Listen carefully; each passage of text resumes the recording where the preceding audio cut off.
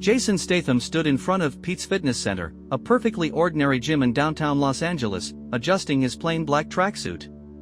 The establishment's flickering neon sign cast an intermittent glow across his stern features as he checked his watch. 3 a.m. Perfect. The quietest hour, when he could train without drawing attention. The security camera above the entrance swiveled slightly. Jason's eyes narrowed. In his mind, it wasn't just a CCTV camera, it was potential surveillance from an international crime syndicate. He instinctively rolled into a defensive crouch, then caught himself. "Get it together, mate," he muttered. "It's just a bloody gym." The night manager, Dave, barely looked up from his smartphone as Jason badged in. That was exactly why Jason had chosen this place, its beautiful mediocrity. No paparazzi, no fans asking for autographs, just the honest smell of iron and rubber mats. As he made his way to the free weights section, muscle memory kicked in. Every mirror became a potential ambush point. Each dumbbell rack offered tactical cover. The emergency exit sign glowed red, reminding him of laser sights from sniper rifles. Jason shook his head, trying to focus on what should have been a routine workout. He started with push-ups, a basic exercise by any standard. But for Jason, each repetition became a scene from an action sequence playing in his head. Down, he was diving under automatic weapons fire. Up, he was pushing away an attacking mercenary. His breathing intensified, not just from the exercise but from the imagined combat scenario. 20 more, he growled to himself, but the words were cut short by a loud clang from across the gym. Jason's body reacted before his mind could process the sound. He rolled sideways, grabbed a 45-pound plate as a makeshift shield, and scanned the room for threats. It was just someone dropping their weights on the leg press machine. The other gym-goer, a sleepy-looking college student, stared at Jason with confusion. Sorry about that, man." Jason slowly lowered the weight plate, feeling slightly foolish. "No worries, mate. Just working on my circuit training." Moving to the pull-up bar, he tried to maintain a lower profile. But as he gripped the cold metal, his mind transformed the simple exercise into a life-or-death scenario. Each pull-up became a desperate escape from a hanging helicopter. The burn in his lats wasn't just muscle fatigue, it was the strain of holding on while a villain tried to shake him loose over the Hong Kong skyline. The imaginary action sequence was interrupted by Dave's voice over the gym's speaker system. "Remember to wipe down equipment after use, guys." To Jason's heightened senses, the crackle of the intercom sounded exactly like the static of a terrorist's radio communication. His grip tightened on the pull-up bar as adrenaline surged through his system. The ordinary gym's fluorescent lighting suddenly seemed to strobe like explosive flashes. A new patron entered the gym, a middle-aged woman in bright yoga pants and a determined expression. To anyone else, she was clearly heading to the morning yoga class. But Jason's action movie instincts screamed assassin. He dropped from the pull-up bar into a defensive stance, his heart racing. "Good morning," the woman chirped cheerfully as she passed by. "Morning," Jason managed to reply, forcing himself to relax. He wiped his forehead with a towel, realizing he needed to get his imagination under control. This was supposed to be his escape from the action movie world, not another set piece. Making his way to the bench press, Jason tried to focus on counting reps like a normal person. 1, 2, 3. But by rep 4, each press became defusing a bomb. The barbell was no longer gym equipment, it was a cylindrical explosive device that needed to be stabilized. The sweat running down his face wasn't from exertion, it was from the pressure of saving countless lives. Dave's voice cut through his fantasy again. "Hey, Mr. Statham? You're kind of grunting movie one-liners. Other members are getting nervous." Jason sat up, suddenly aware that he'd been muttering "time's up, you bastards." With each rep a small group of early morning gymgoers had gathered at a safe distance, phones discreetly recording his intensity. So much for keeping a low profile. But as Jason looked around the gym, he realized something was genuinely off. The woman in yoga pants hadn't gone to any class. Instead, she was speaking quietly into her smartwatch. The college kid who'd dropped the weights was now typing rapidly on his phone, too focused for someone who'd seemed half asleep minutes ago. Maybe, just maybe, his action movie instincts weren't so far off after all. As Jason grabbed his gym bag and headed for the locker room, he caught a glimpse of dark figures entering through the emergency exit. The red exit sign no longer reminded him of sniper sights, it was highlighting actual laser dots now dancing across the wall. Bloody hell, Jason muttered, his grip tightening on his gym bag. Can't even get through one normal workout. The locker room's fluorescent lights buzzed overhead as Jason quickly assessed his options. His gym bag contained nothing but a towel, water bottle, and a protein shake, not exactly his usual arsenal. But he'd learned long ago that anything could be a weapon in the right hands. The sound of heavy boots in the hallway confirmed his suspicions. These weren't your typical gymgoers showing up for the early morning spin class. Jason unscrewed his steel water bottle, dumped the contents, and gripped it like a makeshift baton.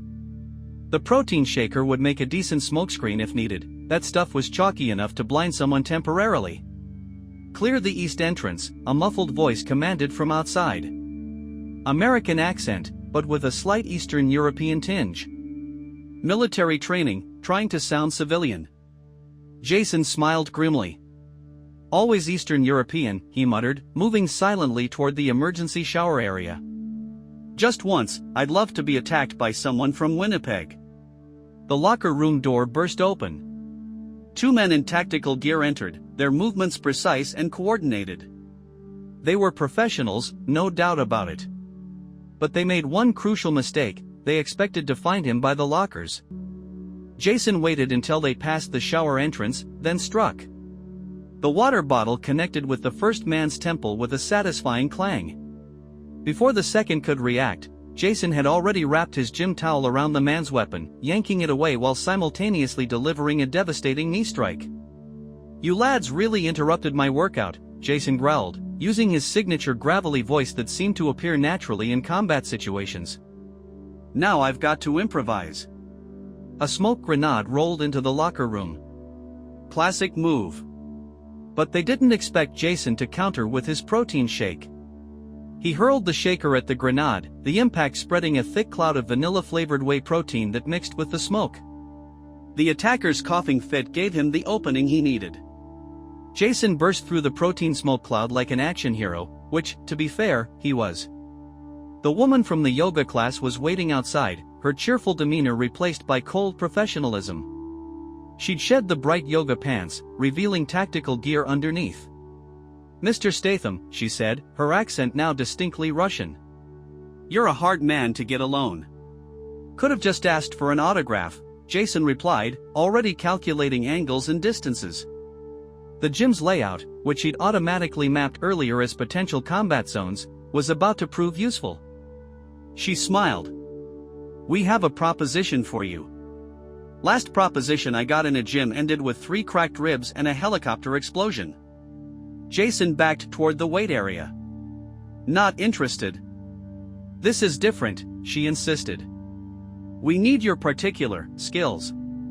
More operatives were filtering in through the emergency exit. Dave, the night manager, was nowhere to be seen, either in on it or safely away. Jason hoped for the latter as he reached behind him and grabbed a 25-pound plate. "Skills?" he asked, keeping them talking while positioning himself. "You mean my extensive background in competitive diving? Olympic-level swimming? Personal training certification?" The woman's eyes narrowed. "You know exactly what skills we dash." The weight plate was already flying before she finished her sentence. It sailed through the air like a deadly frisbee, forcing the group to scatter. Jason used the chaos to make his move, launching himself toward the cable machine. In one fluid motion, he grabbed the pull-down bar, disconnected it from the cable, and now had a makeshift staff. "Come on then," he growled. "Let's see if my skills meet your expectations." The gym was about to host the most intense circuit training session of its existence. And somewhere in the back of Jason's mind, a small voice reminded him that he'd only completed his warm-up. The real workout was just beginning. The first attacker came at Jason with a knife, tactical, matte black, probably military grade. But Jason had something better, a yoga mat. He whipped the rolled-up mat like a spring-loaded weapon, catching his attacker across the face. "Namaste, mate," he quipped, already moving to his next target. The Russian woman, clearly the operations leader, barked orders in rapid-fire Russian. Jason caught enough to know they wanted him alive. That was always good news. It meant he could be more creative and they had to hold back. Two more operatives approached from different angles, trying to box him in near the squat rack. Jason grabbed the bar off the rack with weights still attached. "Here's a lesson in proper form," he growled, swinging the weighted bar in a controlled arc that forced his attackers to retreat. "You're only making this harder on yourself, Mr. Statham," the Russian woman called out, drawing what looked like a tranquilizer gun. Jason spun the bar like a staff. "Making things harder on myself?" He grinned. "Love, that's literally my workout philosophy." He launched into action, using the gym equipment like his personal obstacle course. Each machine became a tactical advantage. He swung from the pull-up bar to dodge a shot, used the leg press as cover, and transformed the battle into his own twisted version of CrossFit. The Russian woman's shot missed, the tranquilizer dart embedding itself into a foam roller. Jason seized the moment to demonstrate his signature move, a devastating combination of gymnastics and martial arts. He used the declined bench press as a launch pad, executing a perfect flip that landed him behind two opponents. "This," he announced, grabbing their heads, "is what I call a superset." He knocked their skulls together with precise force, enough to incapacitate but not cause permanent damage. He was a professional, after all. More operatives poured in through the emergency exit. Jason found himself analyzing them with his unique perspective. "Nice tactical gear, but your form is sloppy. Core's not engaged, shoulders are tense. Let me show you proper technique." He demonstrated said technique by using resistance bands as improvised restraints, taking down one attacker after another. The gym's medicine balls became projectile weapons, and the battle started to feel more like a demented personal training session. "Enough," the Russian woman shouted, her composure finally cracking. "This is about the Monaco incident." Jason paused mid-swing. "A kettlebell stopped at the apex of its arc, Monaco? That was 3 films ago, 3 years ago." "The drive you recovered," she continued, keeping her tranquilizer trained on him. "It contained more than you know." "Love, everything contains more than I know. That's my character trait, that's just how it is." Jason's eyes darted around, noting the positions of the remaining opponents, calculating angles, looking for advantages. The woman took a step forward. The drive had coordinates. Coordinates to something that could change everything. And you're the only one who's seen them. "Slight problem with your intel," Jason replied, slowly setting down the kettlebell. "I never actually looked at the drive. Was bit busy at the time, what with the yacht explosion and the shark fight." A moment of confused silence fell over the gym. The Russian woman blinked. "The shark fight? Did I not mention the shark? Major oversight on my part. But more importantly..." Jason's hand found the gym's stereo control panel. "You should know I never work out without proper motivation." He hit the power button. Instantly, intense electronic music blasted through the gym's speakers, the kind of soundtrack that typically accompanied his most epic fight scenes. The sudden wall of sound startled the operatives, giving Jason the opening he needed. "Now," he shouted over the music, grabbing a nearby resistance band, "let me show you my circuit training routine." The next 60 seconds were a blur of action. Jason moved through the gym like a force of nature, each exercise station becoming a combat zone.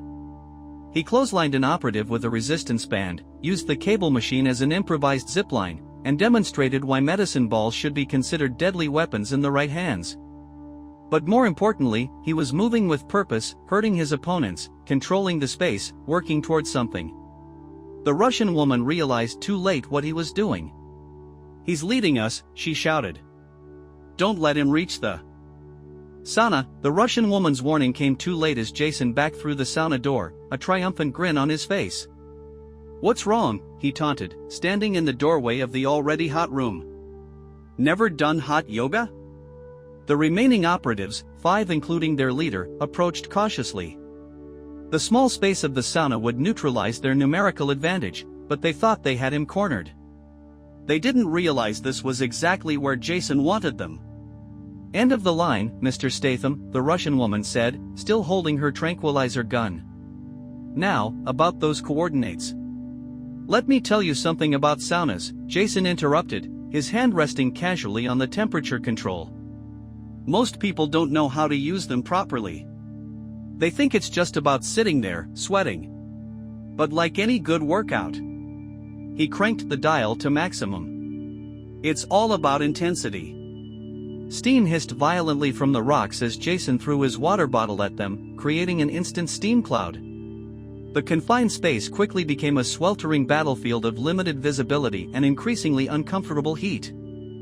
Fun fact, Jason's voice came from somewhere in the steam. "I did a film once where I had to learn all about saunas. Traditional Finnish ones can get up to 200 degrees Fahrenheit. This one's not quite there, but..." A figure lunged through the steam at him. Jason sidestepped, using the attacker's momentum to send them face-first into the wooden wall. But it's hot enough to make those fancy tactical gear suits really uncomfortable. He was right. The operatives' black tactical clothing, designed for stealth and protection, was now working against them. The heat was becoming unbearable, their movements growing sluggish. "Another fact," Jason continued, ducking under a wild swing and responding with a precise elbow strike. "In proper sauna training, you're supposed to alternate between extreme heat and cold. Creates a shock to the system. Speaking of which..." In one fluid motion, he grabbed the emergency water bucket, standard sauna safety equipment, and launched its contents across the room. The cold water hit the hot rocks with a violent hiss, creating an even denser steam cloud and causing the temperature to spike dramatically. The Russian woman fired her tranquilizer gun blindly, but the steam had affected the weapon's mechanism. It clicked empty. "This is madness," she shouted.